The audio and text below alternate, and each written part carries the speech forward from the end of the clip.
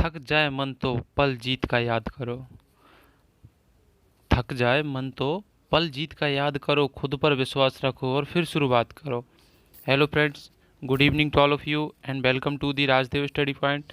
मैं आज आप लोगों के लिए सीडीपी के मोस्ट इंपॉर्टेंट 20 क्वेश्चन लेकर आया हूँ। इससे पहले अगर आप हमारे चैनल पर नए हैं तो प्लीज़ चैनल को सब्सक्राइब कर लीजिए और बेल आइकन को दबाकर वीडियो को लाइक कर लीजिए। चलिए चलते हैं। तो आज का हमारा पहला क्वेश्चन है, देखते हैं। हमारा पहला क्वेश्चन है, किशोर अवस्था को तनाव और तूफान की अवस्था किसने कहा है? बताना है आप लोगों को कि किशोर अवस्था को तनाव और तूफान की अवस्था किसने कहा? वैलेंटाइन ने कहा, स्टैनली हॉल ने, जोन्स या रॉस? बताइए सही आंसर क्या होगा इसका। किसने कहा? आप लोगों को बताना है इसका सही आंसर क्या होगा। बताइए, तनाव और तूफान की अवस्था किसने कहा है? वैलेंटाइन, स्टैनली हॉल, जॉनसन या रॉस? बताइए इसका सही आंसर क्या होगा। इसका सही आंसर होगा ऑप्शन नंबर 2, स्टैनली हॉल। ठीक है, स्टैनली हॉल ने कहा है किशोर अवस्था को तनाव और तूफान की अवस्था। और स्टैनली हॉल 1904 में इन्होंने एडोलसेंस नामक बुक लिखी थी। उसमें इसी वजह से इनको किशोर अवस्था का जनक भी कहा जाता है। ठीक है, और इसको नया जन्म भी कहा है इन्हीं ने। तो ये परिभाषा याद रखेंगे, पूछा जाता है कि तनाव और तूफान की अवस्था किसने कहा है, तो स्टैनली हॉल ने कहा है। ठीक है, और बाकी अदर ऑप्शन इनकी भी परिभाषा जान लेते हैं किसने क्या कहा है। जैसे वैलेंटाइन, तो वैलेंटाइन ने किशोर अवस्था को प्रवृत्ति के विकास का नाजुक पौधा कहा है। ठीक है, और ये वैलेंटाइन हो गए, वैलेंटाइन ने कहा है नाजुक पौधा। ठीक, याद रखना वैलेंटाइन की परिभाषा भी पूछी जाती है। जैसे जोन्स ने किशोर अवस्था शेष अवस्था की पुनरावृत्ति का काल है। जोन्स ने कहा है कि जो किशोर अवस्था है ना, किशोर अवस्था शैशवावस्था की पुनरावृत्ति का काल है। ये भी बहुत ही इंपॉर्टेंट है, इसको भी थोड़ा सा याद रखना। और उसके बाद में है रॉस। तो रॉस की तो वैसे सभी लोगों को पता होगी क्योंकि बहुत बार पूछी गई है। किशोर समाज सेवा के आदर्शों का निर्माण व पोषण करता है, ये कहा है जोन्स ने। तो आप लोग इनकी तीनों की याद रखिएगा और इसका आंसर सही होगा ऑप्शन नंबर 2। ठीक है, स्टैनली हॉल ने कहा है तनाव और तूफान की अवस्था। नेक्स्ट क्वेश्चन की ओर चलेंगे। हमारा अगला क्वेश्चन देखेंगे। ये पूछा गया था, रीट 2018 का है कि ज़्यादातर बच्चे प्रथम सार्थक शब्द किस उम्र में बोलते हैं? सार्थक शब्द बताना है। ठीक है, किस उम्र में बोलते हैं? क्या 3 माह में बोलने लगते हैं, 6 माह में, 35 से लेके 40 महीने में, या 10 से लेके 13 महीने में? बताइए सही आंसर क्या होगा इसका। 3, 6, 35 से 40 या 10 से 13? तो सार्थक शब्द की बात है और प्रथम बोला है। ठीक है, तो और बाकी को भी देख लेंगे, पहले इसका सही आंसर जान लेते हैं। सार्थक शब्द बोलता है 10 से लेके 13 वर्ष। ठीक है, ऑप्शन नंबर 4 ये इसका सही आंसर होगा। और बाकी जैसे 3 महीने, तो 3 महीने में क्या अपनी माँ को पहचानने लगता है ना। और उसके बाद जैसे ये 6 महीने में क्या होता है अपने मतलब जो अपन लैंग्वेज बोलते हैं उसको समझने लगता है कि हमसे बोला जा रहा है, क्या बोला जा रहा है। ठीक है, और बाकी 35 से लेके 40, तो 3 साल तक समथिंग 1540 शब्द बोलने लगता है। ठीक, तो इसमें पूछा गया था, क्वेश्चन था कि प्रथम सार्थक शब्द किस उम्र में बोलना जाता है, तो 10 से लेके 13 महीने तक। ठीक है, ये इसका सही आंसर होगा। नेक्स्ट क्वेश्चन की ओर चलेंगे। हमारा अगला क्वेश्चन है, आनुवांशिकता की इकाई है। बताना आप लोगों को कि आनुवांशिकता की इकाई क्या है। बताइए, क्रोमोसोम है, निषेचन, अंडा, जीन या युग्मज? बताइए सही आंसर क्या होगा। इसका सही आंसर होगा ऑप्शन नंबर 3, जीन्स। ठीक, नेक्स्ट क्वेश्चन की ओर चलेंगे। अगले क्वेश्चन पे चलते हैं। हमारा अगला क्वेश्चन है कि किशोर अवस्था में एक बच्चे के उचित विकास हेतु माता पिता तथा शिक्षक निम्न कार्य कर सकते हैं। बताना है कौन से कार्य कर सकते हैं किशोर अवस्था के लिए उचित विकास के लिए। क्वेश्चन को थोड़ा सा नोट करके पढ़ा करो। ठीक है, क्या बोल रहा है कि किशोर अवस्था में एक बच्चे के उचित विकास के लिए माता पिता तथा शिक्षक निम्न में से क्या कार्य कर सकते हैं? लिंग शिक्षा का उचित ज्ञान दे सकते हैं, वातावरण उचित वातावरण प्रदान कर सकते हैं, परामर्श तथा मार्गदर्शन, सेवा की व्यवस्था करना, या ऊपर लिखे सभी। मतलब जो लिखे ये सभी सही है। बताना इसका सही आंसर क्या होगा। इसका सही आंसर बताना है। इसका सही आंसर होगा ऑप्शन नंबर 4। ठीक है, ये जो ऊपर लिखे हैं इनको सभी को, मतलब ये सही भी सच है, जो किशोर अवस्था के बच्चों के लिए जिनका अच्छा विकास करना है उसके लिए ज़रूरी है। उनको लिंग शिक्षा भी दी जानी चाहिए, उनको वातावरण भी अच्छा प्रदान करना चाहिए, और उसके बाद में उनको जो परामर्श भी देना चाहिए कि ये करना है, ये नहीं करना, ये सही है, ये गलत है, इसके बारे में भी जानकारी बच्चों को हमें देनी चाहिए, किशोर अवस्था के बच्चों को। ठीक है, नेक्स्ट क्वेश्चन की ओर चलेंगे। हमारा अगला क्वेश्चन है, शुरू में एक बच्चा अपनी पूरी हथेली का उपयोग करके वस्तु को पकड़ता है। क्या करता है? पूरी हथेली का उपयोग करके वस्तु को पकड़ता है। ठीक, फिर उसके बाद देखना है, उसके बाद क्या होता है। थोड़ा सा पेन को पतला कर लो। हाँ, धीरे धीरे वृद्धि और विकास के रूप में बच्चा अंगुलियों और अंगूठे का उपयोग करता है। वो क्या करता है? अंगुलियों से और अंगूठे का उपयोग करता है, वस्तु को पकड़ता है। ठीक, तो वस्तु के पकड़ने के लिए इस प्रकार की प्रगति क्या है? बताना इसका सही आंसर क्या होगा। वस्तु को पकड़ने की सही प्रगति क्या होगी? क्या सेफेलोकोडाल होगी, या नेक्स्ट ऑप्शन पे चलेंगे, दूसरे पेज पे है। उसके बाद है प्रेक्सिस्मो डिजिटल प्रगति और व्यापक से विशिष्ट कार्यवाही प्रगति या अनियमित प्रगति। बताना इसका सही आंसर क्या होगा। जैसे प्रेक्सिस्मो डिजिटल ये इसका मतलब है सिर से लेके पैर की ओर, और सिफलोकोडल प्रगति इसका मतलब है जो पहले ऑप्शन में केंद्र से परिधि की ओर। तो बताना है कि कोई बच्चा है जो शुरू में पहले पूरे हाथ से या पूरी हथेली से किसी वस्तु को पकड़ता है, उसके बाद में फिर धीरे धीरे वो अंगूठे से या उंगलियों से उसी वस्तु को पकड़ना सीख जाता है। तो कौन से उसका उपयोग हो रहा है, बताना इसका। प्रेक्सिस्मो डिजिटल, ऑप्शन नंबर 2 इसका सही आंसर होगा, ऑप्शन नंबर 2। ठीक, प्रेक्सिस्मो डिजिटल इसको बोलते हैं सिर से लेके पैर की ओर या अंदर से बाहर की ओर, इसी को बोलते हैं। तो ये रीट 2018 में पूछा गया था, बहुत ही इंपॉर्टेंट क्वेश्चन है। ठीक, एमपी टेट में भी वर्ग 2 में पूछा गया था, तो आप इसको थोड़ा सा याद रखें क्योंकि ये घुमा के पूछा जा रहा है क्वेश्चन को। ठीक, नेक्स्ट क्वेश्चन की ओर चलेंगे। हमारा अगला क्वेश्चन देखेंगे। हमारा अगला क्वेश्चन है, निम्न में से कौन सी शिक्षा मनोविज्ञान की सर्वाधिक व्यक्तिनिष्ठ विधि है। बताना इसका सही आंसर क्या होगा। इसका सही आंसर है ऑप्शन नंबर 1 अंतर्दर्शन विधि। ठीक है, नेक्स्ट क्वेश्चन की ओर चलेंगे। हमारा अगला क्वेश्चन है, शारीरिक विकास को प्रभावित करने वाला कारक कौन सा है जो शारीरिक विकास को प्रभावित करता है। क्या बात वंशानुक्रम प्रभावित करता है, वातावरण, खेल या व्यायाम, या यह सभी करते हैं। तो बताना इसका सही आंसर क्या होगा। वंशानुक्रम भी करता है, वातावरण भी करता है, खेल और व्यायाम ये सभी करते हैं। तो ऑप्शन नंबर क्या होगा इसका सही, 4, यह सभी। ठीक, नेक्स्ट क्वेश्चन की ओर चलेंगे। अगले क्वेश्चन पे चलते हैं। हमारा आज का अगला क्वेश्चन है, छात्रों के भाषागत विकास में सबसे अधिक प्रभाव डालने वाला भाज्य है सामाजिक परिस्थिति। यह कथन किसका है? बताना है आप लोगों को। इसमें कथन में क्या बोला गया है, तो यहाँ ठीक से देखिएगा। सामाजिक परिस्थिति में बताना है, सामाजिक परिस्थिति में बोला जा रहा है। बताइए क्या आंसर होगा इसका।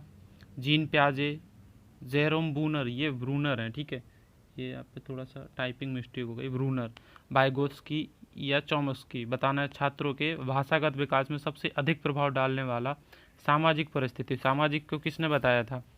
जीन प्याजे ने, ब्रूनर ने, चॉम्स्की ने। चॉम्स्की को तो सभी को पता होगा, इन्हें एलईडी पे बोला है कि भाषा बच्चे में जन्मजात होती है। इसका सही आंसर होगा ऑप्शन नंबर 3 वाइगोत्स्की। वाइगोत्स्की ने बताया था, ठीक है, कि बच्चे का सबसे अधिक विकास उसके सामाजिक या वातावरण में होता है। ठीक है, आसपास के वातावरण जो जहाँ पास में रहते हैं, जिसके नज़दीक वाले वो निकटस्थ बताया था, निकटस्थ वाला। ठीक है, तो आगे की ओर चलेंगे नेक्स्ट क्वेश्चन पे। हमारा अगला क्वेश्चन है, पेशीय संबंधी विकास के लिए सबसे उचित क्रियाकलाप कौन सा है? बताइए। पेशीय संबंधी विकास के लिए सबसे उचित क्रियाकलाप मतलब सबसे अधिक बल किस में लग रहा है? क्या चिकनी मिट्टी के नमूने बनाने में, झूला झूलने में, बॉल फेंकने में, या रेत पर चित्र बनाने में? बताइए सही आंसर क्या होगा इसका, किस में लगेगा सबसे अधिक पेशीय बल? बताइए। इसका सही आंसर है ऑप्शन नंबर 3, बॉल फेंकने में सबसे ज़्यादा इसमें लगेगा, ठीक है। और बाकी तो इसमें सब कम ही लगेगा। आगे चलेंगे नेक्स्ट क्वेश्चन पे। हमारा अगला क्वेश्चन है, पहचान विश्वास संबंधी है। सभी को पता होगा किसने दी थी पहचान बनाम अविश्वास, विश्वास बनाम अविश्वास। इनकी 8 अवस्थाएं बताई थी और इनको जीवन अवधि विकास भी बोलते हैं, ठीक है। बताइए कौन है? वैसे भी मैंने थोड़ा सा हिंट कर ही दिया है। इसका सही आंसर होगा ऑप्शन नंबर 1, एरिक्सन। एरिक्सन के सिद्धांत को बोला जाता है पहचान विकास संबंधित का सिद्धांत, ठीक है। जीवन अवधि का सिद्धांत इन्होंने कौन सी बुक लिखी थी वो भी मैं बता चुका हूँ। फ्राइड के बारे में भी एक एक अवस्था के बारे में बता चुका हूँ। वाइगोत्स्की के बारे में बता चुका, अभी बताया था ऊपर। और डीबी के बारे में अभी नेक्स्ट वीडियो में इन्हीं को पढ़ाऊँगा मैं। तो बताइए इसका आंसर क्या है? ऑप्शन नंबर 1, पहचान विश्वास संबंधी एरिक्सन की। इन्होंने 8 अवस्था बताई हैं, ठीक है। पहली अवस्था है जैसे विश्वास बनाम अविश्वास। नेक्स्ट क्वेश्चन पे चलेंगे, बाकी ऐसे तो बता चुका हूँ, अब नेक्स्ट वीडियो को देखिए। अगला क्वेश्चन है हमारा, संज्ञानात्मक संप्राप्ति का न्यूनतम स्तर है। बताइए। जो ब्लूम की टेक्सोनॉमी है उसका जो संज्ञान है, संज्ञानात्मक ब्लूम की टेक्सोनॉमी उन्होंने वर्गीकरण किया 3 आधार पर, 3 उसमें बताया है। जैसे कि पहला है संज्ञानात्मक जो कि ब्लूम ने किया है, दूसरा है भावात्मक, क्रियात्मक, कृतवोयल, इनके जो संग मतलब फ्रेंड क्या बोलते हैं, इनके जो साथी थे उनने भी किया है। तो संज्ञानात्मक का बताना है आप लोगों को। न्यूनतम स्तर, तो इसके ऑप्शन दिखाई दे रहा है। न्यूनतम स्तर बताना है आप लोगों को कि सबसे न्यूनतम स्तर कौन बताया उन्हें? ज्ञान बताया, अवबोध बताया, संश्लेषण बताया, विश्लेषण बताया? बताइए इसका आंसर क्या होगा? इसका सही आंसर होगा ऑप्शन नंबर 1, ज्ञान। ज्ञान को सबसे न्यून बताया, ठीक है। और सबसे जो उच्च है उसको मूल्यांकन को बताया। पहले ज्ञान, उसके बाद अवबोध, फिर मूल्यांकन, सॉरी, फिर संश्लेषण, विश्लेषण, ये करके अनुप्रयोग, उसके बाद में मूल्यांकन है, ठीक है। तो जिसमें पूछा गया था सबसे निम्न, तो सबसे निम्न है ज्ञान। नेक्स्ट क्वेश्चन पे चलेंगे, हमारा अगला क्वेश्चन देखेंगे। बच्चे के सामाजिक विकास को प्रभावित करने वाले कारक, जो बच्चे के जो सामाजिक विकास है उसको प्रभावित कौन सा करता है? आर्थिक तत्व, सामाजिक, परिवेश तत्व, शारीरिक तत्व, या वंशानुगत? बताइए कौन करता है प्रभावित? बताना है आप लोगों को। सामाजिक विकास में प्रभावित करने वाले तत्व कौन सा है? सामाजिक स्थिति है, आर्थिक स्थिति है, शारीरिक स्थिति है, या फिर वंशानुगत? तो इसमें सही क्या होगा? सभी तो हैं पर इसमें सभी तो ऑप्शन है ही नहीं है, तो क्या है इसका सही आंसर? क्या होगा बताना है आप लोगों को। इसका सही आंसर होगा ऑप्शन नंबर 2, सामाजिक परिवेश तत्व, ठीक है। ये इसका सही आंसर होगा। नेक्स्ट क्वेश्चन पे चलेंगे। हमारा अगला क्वेश्चन है, निम्न में से कौन सा विकास का सिद्धांत नहीं है? इनमें से कौन सा विकास का सिद्धांत नहीं है? क्या निरंतरता का सिद्धांत नहीं है, परस्पर संबंध का सिद्धांत नहीं है, या फिर समान प्रतिमान का सिद्धांत नहीं है? सभी लोगों ने पढ़े होंगे ये सिद्धांत, ठीक है, अधिगम के सिद्धांत है। तो बताना इसका सही आंसर कौन सा होगा। इसका सही आंसर होगा ऑप्शन नंबर 1, ठीक है, अनुकूलित प्रत्यावर्तन का सिद्धांत। ये नहीं है, और बाकी ये सब है, इनमें नहीं है पूछा गया है, तो ये बाकी सब हैं, ठीक है। जैसे कि समान प्रतिमान का सिद्धांत, ये सभी लोगों ने पढ़ा होगा। जैसे कि मान लो कि अगर गाय तो बछड़े को जन्म देगी, और भैंस है तो उसको अपने बछड़े को जन्म देगी। सब मतलब अपने अपमान, जैसे हाथी का बच्चा है तो उसके ही समान पैदा होगा, ऐसा नहीं कि दूसरे के समान। और जैसे परस्पर संबंध का सिद्धांत हो गया, ये सभी लोगों ने पढ़ा होगा। निरंतरता विकास का सिद्धांत, ठीक। नेक्स्ट क्वेश्चन पे चलेंगे। हमारा अगला क्वेश्चन है, विद्रोह की भावना की प्रवृत्ति निम्न में से किस अवस्था में होती है? बताना आप लोगों को कि विद्रोह की भावना की किस अवस्था में होती है? बताइए सही आंसर क्या होगा इसका। विद्रोह की भावना की प्रवृत्ति निम्न में से किस अवस्था में होती है? बाल्यावस्था, शैशवावस्था, पूर्व बाल्यावस्था या मध्य किशोरावस्था? तो बताइए सही आंसर क्या होगा इसका? इसका सही आंसर होगा ऑप्शन नंबर 4, मध्य किशोर अवस्था। ठीक है, किशोर अवस्था है तो मध्य किशोर अवस्था यही है, और बाकी तो बाल्यावस्था में नहीं होते, शैशवावस्था, पूर्व बाल्यावस्था। इसका सही आंसर होगा ऑप्शन नंबर 4। ठीक, नेक्स्ट क्वेश्चन पे चलेंगे। हमारा अगला क्वेश्चन है, विकास की किस अवस्था को गैंग एज कहा जाता है? बताइए किस अवस्था को गैंग एज कहा जाता है? गैंग एज, बाल्यावस्था, शैशवावस्था, प्रौढ़ावस्था या किशोर अवस्था? बताइए गैंग एज कौन सी अवस्था को कहा जाता है? इसका सही आंसर क्या होगा बताना है आप लोगों को। इसका सही आंसर होगा ऑप्शन नंबर 1, बाल्यावस्था। ठीक है, बाल्यावस्था को कहा जाता है गैंग एज। गैंग एज किसको कहा जाता है? बाल्यावस्था को। ठीक, नेक्स्ट क्वेश्चन पे चलेंगे। हमारा अगला क्वेश्चन है, किसने कहा कि बच्चे संसार के लैंग्वेज, इसको थोड़ा सा एक साइड कर लेते हैं, एक्विजन डिवाइस के साथ जन्म लेते हैं? बताना है आप लोगों को किसने कहा है कि संसार में बच्चे लैंग्वेज एक्विजन डिवाइस के साथ जन्म लेते हैं? बहुत ही इम्पोर्टेंट क्वेश्चन है, मोस्ट इम्पोर्टेंट क्वेश्चन है। ठीक है, इस पे तो आप ये लैंग्वेज एंड बहुत बार पूछा जा चुका है। चॉम्स्की ने बोला था, जीन प्याजे, जेरोम ब्रूनर या फिर वाइगोत्स्की? बताइए सही आंसर क्या होगा इसका?